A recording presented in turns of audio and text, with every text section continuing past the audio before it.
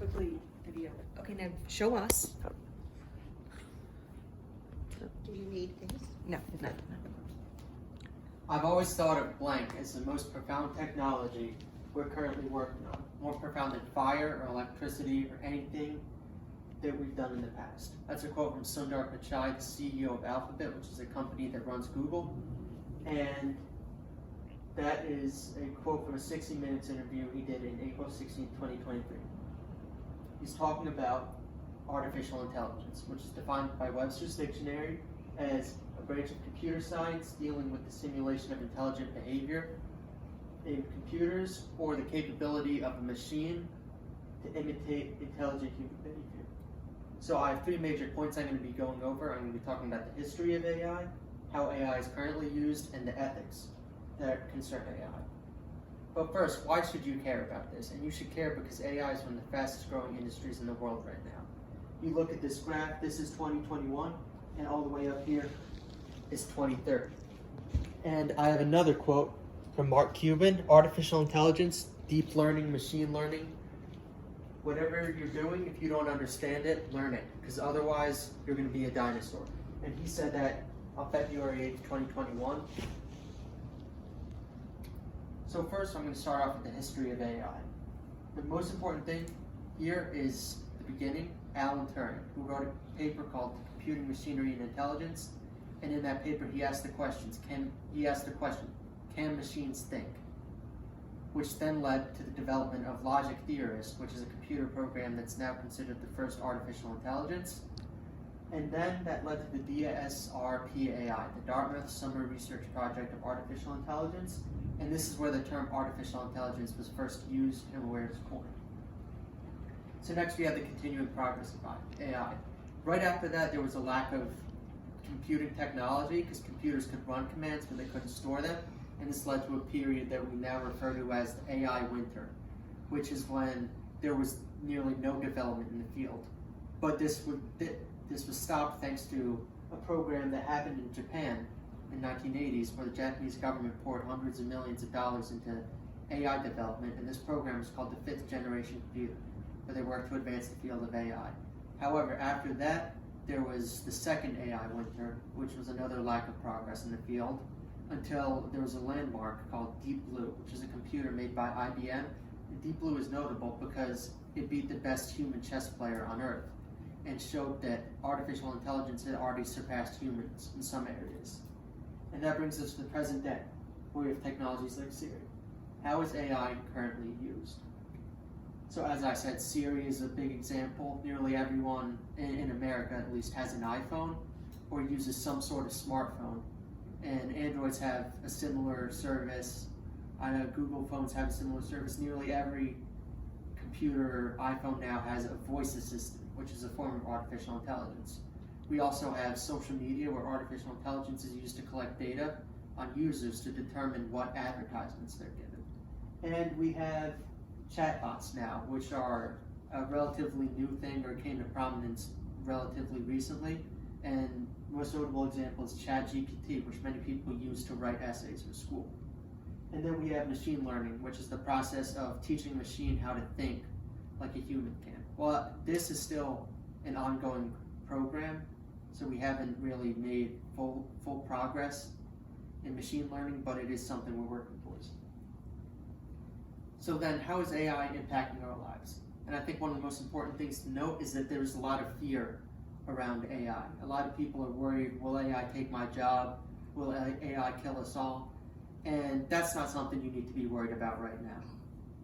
Because our AI is still relatively primitive right now, so we don't need to worry about these more like existential issues. But what we should worry about now is the economic impact of AI.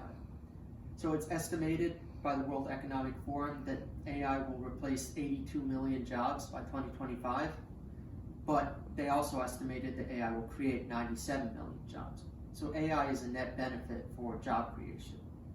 And then we should also consider AI as a political tool, because AI could be used similar to how technology was in the 1960s with the space race. It could be used with rival countries competing against each other, and I think that's an important thing to recognize, how when countries could possibly weaponize AI in the future.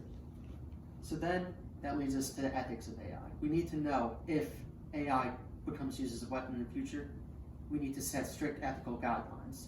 And there are other ways AI could be used to harm humans. So first, surveillance. China already has a system where they use AI technology like facial recognition to identify people and track their behavior. And then superintelligence, as I mentioned earlier. Right now, superintelligence is defined as something that can surpass humans' general intelligence, and we don't have that right now. It's probably not in the near future, but it's important to recognize the danger that could pose to us. Then we need to worry about bias. It's been proven that proctoring services, which were AI-based, that were used during the COVID pandemic, it was proven that they marked lower income students down because of lower internet connection. So it's important to recognize that AI can be biased just as a human can. And finally, privacy. AI can be used to invade people's privacy, especially in social media, as I mentioned earlier. It's used to collect data on unknowing users. So to conclude, the three most important things you need to understand about AI are the development of AI, including Alan Turing's paper, Computing Machinery and Intelligence, the Japanese 5th generation computer, and Deep Blue by IBM. You also need to understand how AI is affecting us right now with the economic impact, surveillance, and AI being used in politics. And it's very important to understand how AI will affect us in the future and the ethical concerns around it, such as AI possibly taking over, how AI can be biased just like humans can, and how AI could possibly be invading your privacy as we speak. So finally, I wanted to leave off with a quote from Stephen Hawking, and he said, "Success in creating AI could be the biggest event in human history. Unfortunately, it could also be the last, unless we learn how to avoid the risks." And he said this in a BBC interview in December 2nd, 2014. All right, now, I have a short Q&A I'm supposed to give. So anyone have questions?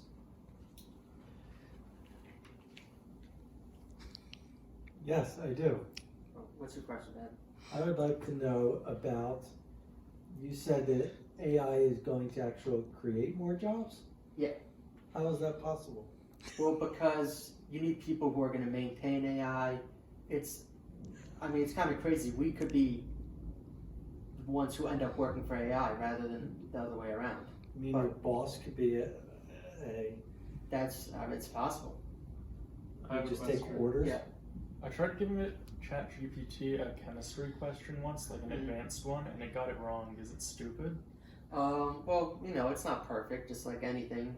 But it got it like completely objectively wrong. Yeah, it's not going to be perfect on like everything, but I mentioned machine learning earlier, and I think that's part of the process there to get AI to a level where it can actually help us with like your chemistry problem.